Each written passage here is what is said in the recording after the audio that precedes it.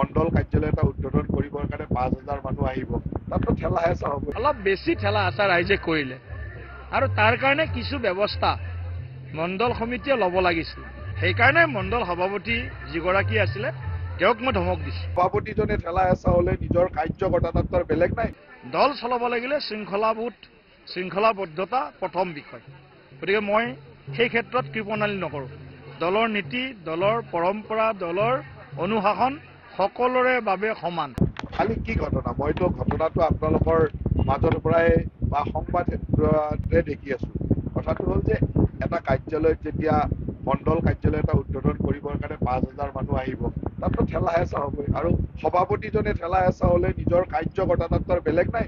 কৰ্মীসকলক নিয়ন্ত্ৰণ কৰিবলৈ অনুশাসনৰ কথা ক'বৰ কাৰণে কাৰোবাক ধমকি দিয়ে বা কাৰোবাক কোৱা কথাটো একেবাৰে স্বাভাৱিক কথা। এইটো কোনো মই মোৰ কৰ্মীসকলক দিগন্ত কলিতাই নিজৰ কৰ্মীয়ে যদি ইয়াত হেঁচা ঠেলা কৰে ধমক নিদিব নেকি যে নকৰিবি, ছিনিয়ৰ লিডাৰ আহিছে এইটো নকৰিবি। সেইটোক আপোনালোকে সংবাদ মাধ্যমে ইমান ধুনীয়া মছলা মাৰি বনাই দিলে যে ময়ে নিজে আচৰিত। আৰু কালি গোটেই দিনটো দিগন্ত, আমাৰ দিলীপ শইকীয়া, মই, মুখ্যমন্ত্ৰী ডাঙৰীয়া আমি একেলগে ঘূৰি ফুৰিলো। গোটেই দিনটো পূজা সেৱা কৰি চাৰিওফালে যজ্ঞ কৰি ঘূৰি ফুৰিলো, আমিয়ে গম নাপাওঁ। পিছত মিডিয়াত ওলাওঁতে গম বোলো এনেকুৱা কিবা ঘটনা হৈছে নেকি। এতিয়া ইয়াতে যদি কোনোবা মই আহিছো 4-5জন ল'ৰাই 10জন ল'ৰাই যদি হেঁচা ঠেলা কৰি থাকে আৰু বহুত মানুহ থাকে হেঁচা ঠেলা হয়, তেতিয়াতো ময়ে দিগন্ত কলিতাই নক'ব নেকি হেঁচা ঠেলা নকৰিবি, অলপমান ভালকে থাক, বাহিৰৰ পৰা মানুহ আহিছে অলপ চিনচিয়াৰলি থাক। সেই কথাটোকে যদি এনেকুৱা ধৰণৰ এটা পৰিৱেশ হ'ব পাৰে, মই সেইটোৱে আচৰিত পাইছোঁ। আৰু আপোনালোকে সেই মিটিংখনৰ যদি ভিজুৱেলবিলাক দেখায় তেতিয়া মানুহে বুজি পাব যে আপোনালোকে মিছা কথা কৈছে। কাৰণ আপোনালোকে তাৰ পিছত আমি মিটিং কৰিছোঁ, সেই মিটিঙত দিলীপ শইকীয়াৰ ভাষণটো দেখাওক, আমি বহি থকা চিটবিলাক দেখাওক, তাৰপিছত যজ্ঞৰ কথাবিলাক দেখাওক, তেতিয়া মানুহে ক'ব যে ইহঁতে এনেকুৱা মিছা কথাও মানে সংবাদ মাধ্যমত ওলাই নেকি। গতিকে আপোনালোকে মানে এতিয়া এটা চাম মানুহৰ মানে কথা কৈছে এনেকুৱা ধৰণৰ কথাৰ মাজত এটা ৰস দি থাকিব বিচাৰে। আৰু হয়ো মানুহে এনেকুৱা নিউজবিলাক চাই ভাল পায় কাৰণে আপোনালোকক বজাই দিয়ে। গতিকে বজাইছে, আপোনালোককো শুভেচ্ছা দিছোঁ। বছৰৰ প্ৰথম দিনা চেঞ্চেছন দিবৰ কাৰণে ধুনীয়া নিউজ বজাইছে।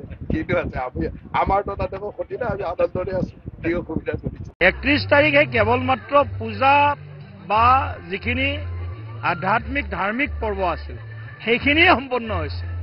কাৰ্যালয় উদ্বোধন হোৱা নাই। এইটো সম্পূৰ্ণ এটা মিছা কথা এটা মানে কোনোবাই ব্যক্ত কৰিছে, প্ৰকাশ কৰিছে। 31 তাৰিখে ধাৰ্মিক আধ্যাত্মিক যিখিনি কৰ্ম সেইখিনিহে সম্পন্ন হৈছে।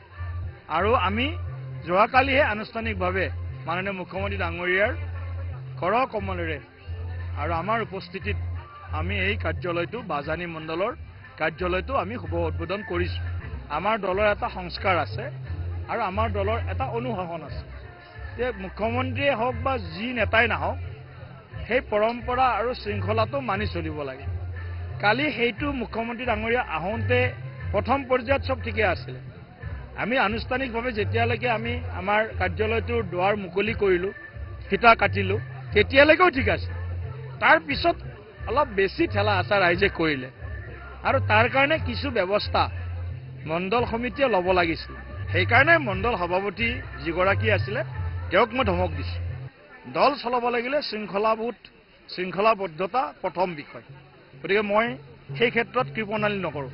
দলৰ নীতি, দলৰ পৰম্পৰা, দলৰ অনুশাসন সকলোৰে বাবে সমান। ইয়াত কোনো ধৰণৰ কম্প্ৰমাইজ নহয় আৰু কাকো এই ক্ষেত্ৰত মানে সহজভাৱেও লোৱা নহয়। কোনোবাই যদি দলৰ শৃংখলা ভংগ কৰিছে এইটো সহজভাৱেও লোৱা নহয়। গতিকে মই সকলোকে কালি এটা আমাৰ পৰম্পৰা সকিয়নি সকলোকে আমি কৈছোঁ, ইয়াত কাৰ্যকৰ্তা বুলি কোৱাৰ লগে লগে ভাৰতীয় জনতা পাৰ্টীত মন্ত্ৰী বেলেগ, MLA বেলেগ আৰু অন্য দিলীপ শইকীয়া বেলেগ, এনেকুৱা নহয়।